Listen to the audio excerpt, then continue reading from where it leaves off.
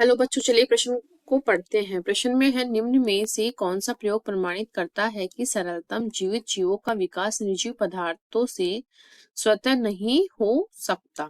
तो इस प्रश्न की मुख्य अवधारणा है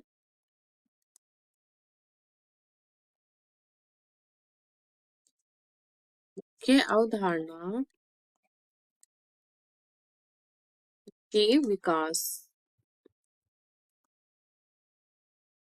तो इसमें क्या होता है, जीवों में क्रमिक परिवर्तन, और इसमें क्या होता है, सरलतम से जटिल जीवों का निर्माण होता है। अब क्या है, सरलतम जो जीवित जीवों का जो विकास है,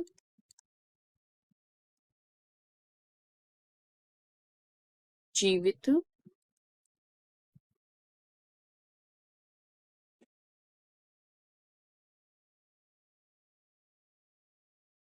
जीवों का विकास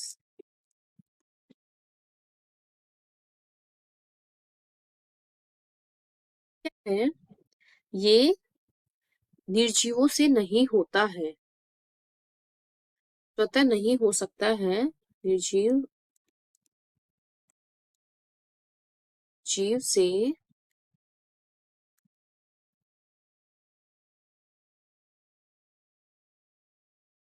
नहीं होता है। ये किसने बताया था? ये रेड्डी, फ्रांसिस्को रेड्डी नामक जो वैज्ञानिक थे, इन्होंने अपना प्रयोग किया था। वैज्ञानिक ने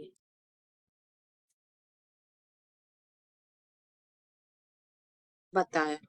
तो इन्होंने क्या लिया, एक जार लिया, ये है जार, इसको खुला रखा। ये कैसा जार है? ये खुला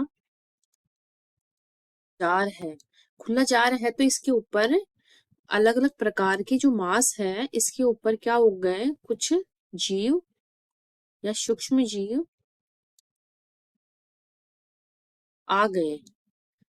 फिर है, इन्होंने क्या, एक गोज या फिर इन्होंने एक इस तरह का कुछ कपड़ा ढक दिया, जिससे क्या है, जो मक्खियां वगैरह थी वो सब इस जो ये कपड़ा ढका है इसके ऊपर ही रह गई। तो यहाँ पर जो है सूक्ष्म जीव जो है यहाँ पर वृद्धि करने लगे। ये क्या है, सूक्ष्म जीव यहाँ पर पनपने लगे। सूक्ष्म जीव, तो ये मांस हमारा ऐसे के ऐसे रहा। लेकिन इन्होंने जब लकड़ी के टुकड़े से इसको बंद किया,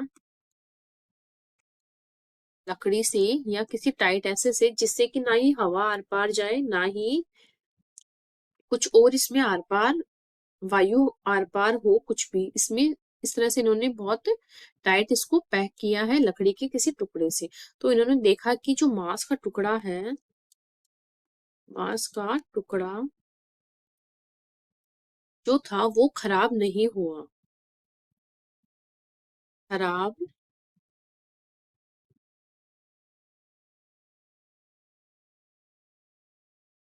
खराब नहीं हुआ, क्योंकि इन्होंने जिस जार में या बर्तन में रखा था इसको शील्ड कर दिया, यानी पैक कर दिया था, इस वजह से ये खराब नहीं हुआ।